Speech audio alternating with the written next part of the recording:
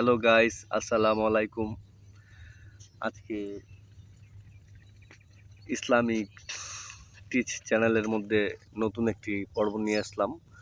আজকে আপনারা যারা দেখতে পাইতেছেন, আমাদের সামনে যে ভাইটি আছে তারা সপরিবারে হিন্দু থেকে মুসলমান হয়ে গেছে। তো আজকে আমরা তার সম্বন্ধে কিছু জানবো, এই কারণে ভিডিওটা করা। আর কিছু শিক্ষার আমল তার কাছ থেকে শুনবো, আর যদি না পারে তাহলে আমরা তাকে জানাবো, এই কারণে এই ভিডিওটা করা। আচ্ছা ভাইয়া, তোমার নামটা কি? আমার নাম লোকমান। লোকমান, তোমরা কি আগে হিন্দু ছিলা? জি।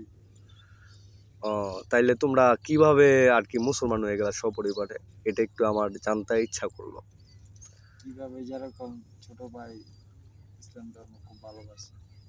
আচ্ছা, তোমার ছোট ভাইটা কিভাবে আর কি ইসলাম ধর্ম গ্রহণ করলো, একটু সে সত্যি করে বলবা? সত্যি করে বলতে, সে এরকম ইসলাম ধর্মে মানে সবকিছু জানতো আমার থেকে আগে, বুঝতো যে ইসলাম ধর্ম সত্য, হিন্দু ধর্ম এটা কোনো ধর্ম ছিল না। আচ্ছা, তাইলে তুমি কি কলমা পারো? জি। আচ্ছা, তুমি কলমাটা বলো তো।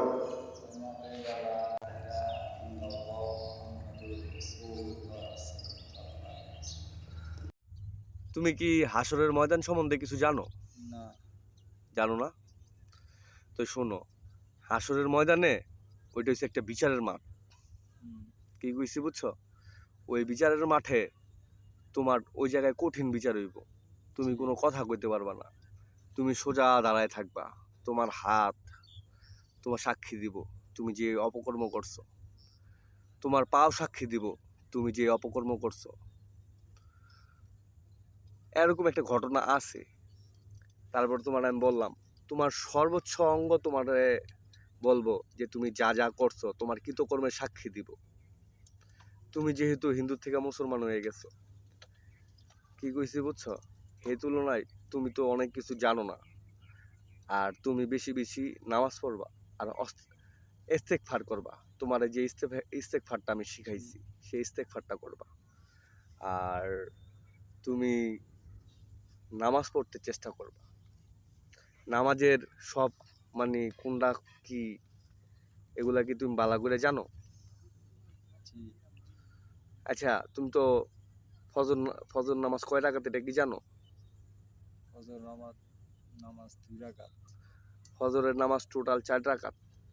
প্রথম 2 রাকাত সুন্নত পড়তে হইব, ওটা সুন্নত পড়তে হইব। তারপরে ছিল, আচ্ছা জোহরের নামাজ কয় রাকাত তুমি জানো? 4 রাকাত। জোহরের নামাজ 4 রাকাত না, 3 রাকাত। জোহরের নামাজ 4 রাকাত। টোটালে সুন্নত সুন্নত আছে প্রথম 4 রাকাত, তারপরে ফরজ 4 রাকাত। তারপর তুমি আরো 2 করে 4 রাকাত পড়তে পারবা। আসরের নামাজ জানো কয় রাকাত? মাগরিবের নামাজ কি জানো কয় রাকাত? তোমারে সর্বোচ্চভাবে শিক্ষা, এগুলা তোমার শিক্ষা নিতে হইব, কারণ তুমি যেহেতু নতুন মুসলমান হইছো। তুমি জানো জাহান্নামের আগুন কত ভয়াবহ। এই নামাজের কারণে তোমার জাহান্নামে যেতে হইব। তুমি সবসময় মনে রাখবা যে নামাজ তোমার পড়তে হইব। নামাজ হইছে জান্নাতের চাবি, বেহেশতের চাবি। প্রত্যেকটা যুবকের হাত দিয়া ওই জান্নাতের দরজা খুলে হইব। তোমার হাত হইব চাবি। অপকর্ম করবা না, ঠিক আছে? আজকে এই পর্যন্তই শেষ। সামনে একটা ভালো সময় দেখা তুমি কি কি শিখলা এগুলা শিখাও।